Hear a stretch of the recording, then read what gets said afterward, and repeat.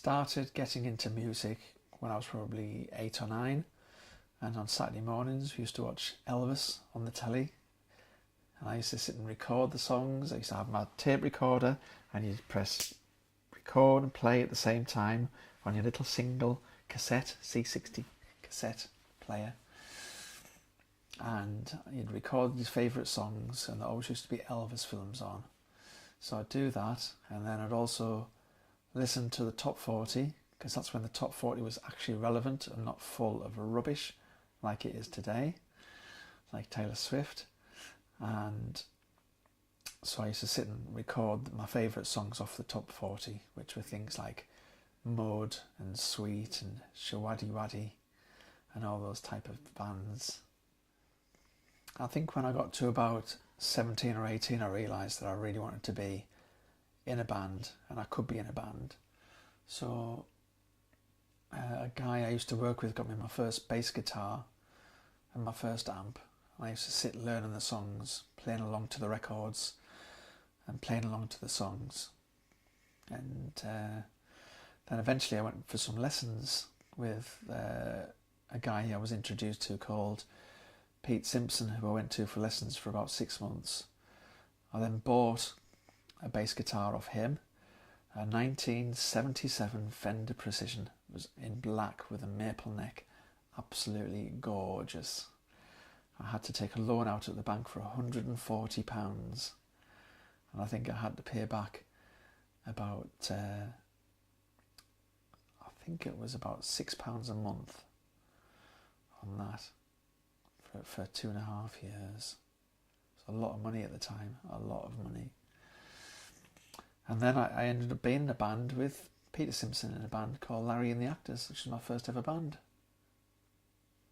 Well, when I realised I could pick up the songs and I could learn the songs, I thought, well, I could be in a band. I could get some like-minded people who maybe just started and get together and see what happens. So we got together with some guys, messed around. The singer was a guy called Gary Broughton, who incidentally was the guy who lent me my first 2 records, Live and Dangerous and She Heart Attack. He was the singer, with a drummer called John Ogden, who lived over from Ferry Hill. Guitarist's name I can't remember, but I think he lived up Thornley. Can't remember his name though. And we did one gig. We played for half an hour at Cassop Club in 1984, supporting Pete Simpson's band, which were called Geneva. They were on their way to go and tour the air bases in Germany for a year, and so that was my first little half hour of fame, but it didn't last long. That was it for that band until the following year, when I got together with Pete Simpson and his brother Paul Simpson. John Ogden was the drummer, who was from the first little band, and we got together with Larry and the Actors, all original material.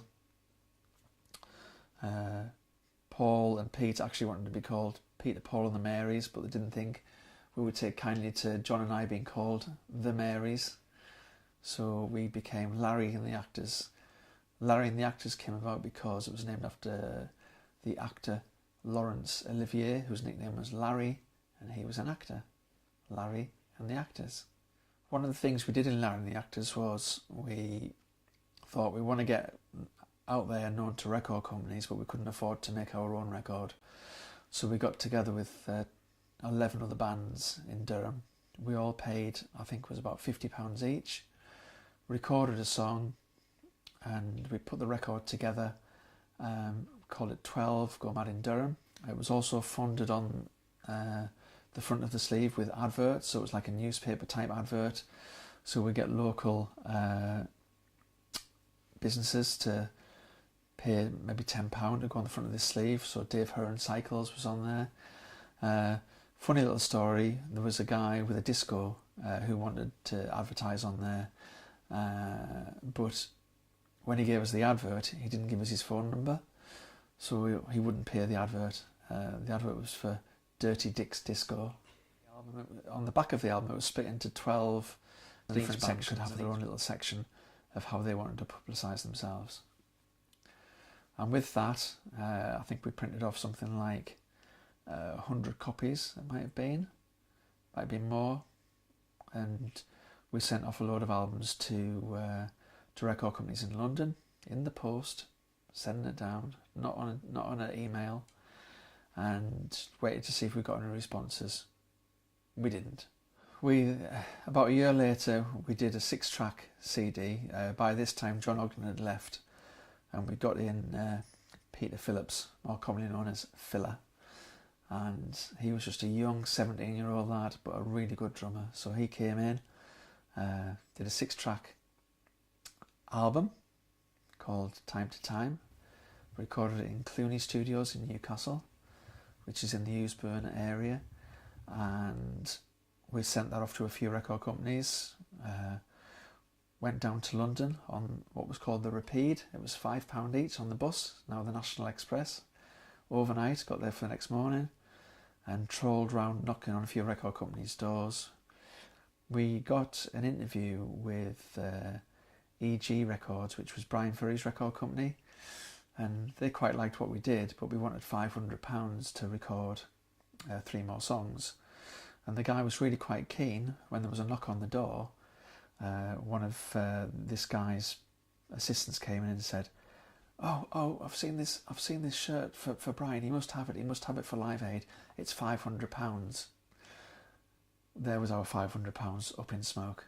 Needless to say, Brian Ferry got the shirt. We didn't get our 3-track EP. So after that, we got another interview with a company called Plastic Head Records, who wanted us to do an EP and publish it.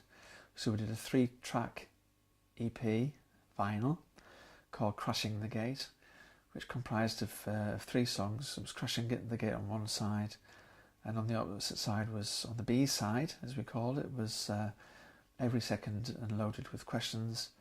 Unfortunately, the release date was coincided with the Hillsborough disaster, so Crashing the Gate wasn't seen as a very apt title at the time, so we actually had to put the release back about 2 months after having paid for all the PR and everything to coincide with the release of when Hillsborough happened. We sold in Germany about 500 copies, and Canada 500 copies. When we went to collect the royalties, Plastic Head Records went into receivership, so we never saw any money from that. We were a band that carried a lot of good luck. So after that point, we were all pretty gutted about things, and it was coming to the stage of life where people had to think about their own lives and their own careers and what they actually wanted to do. Okay. So after Larry and the Actors, which split in 1990, I didn't play again in a band until 1993. Since then, I've been in several bands, all cover bands, all just playing around pubs and clubs. The latest band I'm in is a band called Radio Star. You've got one last job, you have to sing a bit of this one, yeah? Your words are owa, owa, right? See if you can do it. I heard you on the wireless back in 52. And we're a 3-piece. We do all the working man's clubs around the northeast. But the same 3 guys, that's me, Johnny and Paul, also get together with a girl called Diane, and we have a 4-piece band called Alibi.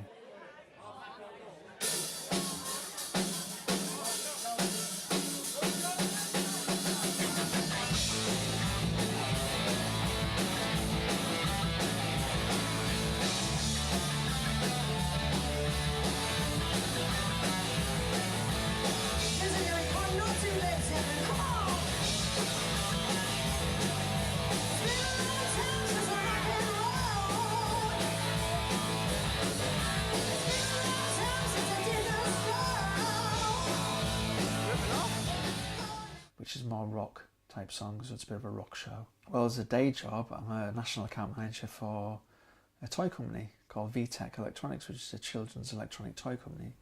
So that's my Monday to Friday job that pays the bills, pays the mortgage.